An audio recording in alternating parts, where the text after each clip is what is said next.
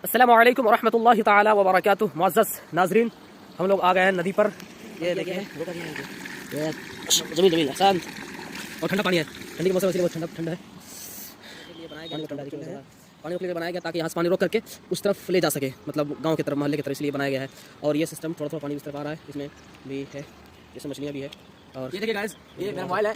मैं इस मोबाइल को इस बार पानी में डालने जा रहा हूँ। ठीक है गाइस, देखते रहें मेरे साथ, देखते रहें। जमीन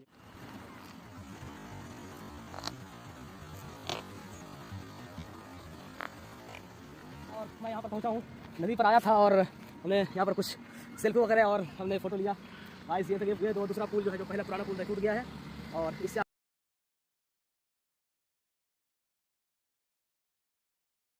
आगे जो है नया पुल बनाया जा रहा है। यहाँ पर ये जो है मैंने पानी रोकने के लिए इसको बनाया गया था। हम लोग आए थे घूमने के लिए, माशाल्लाह ये हमारी गाड़ी है। अब हम चलते हैं घर की तरफ। अस्सलामु अलैकुम व रहमतुल्लाह।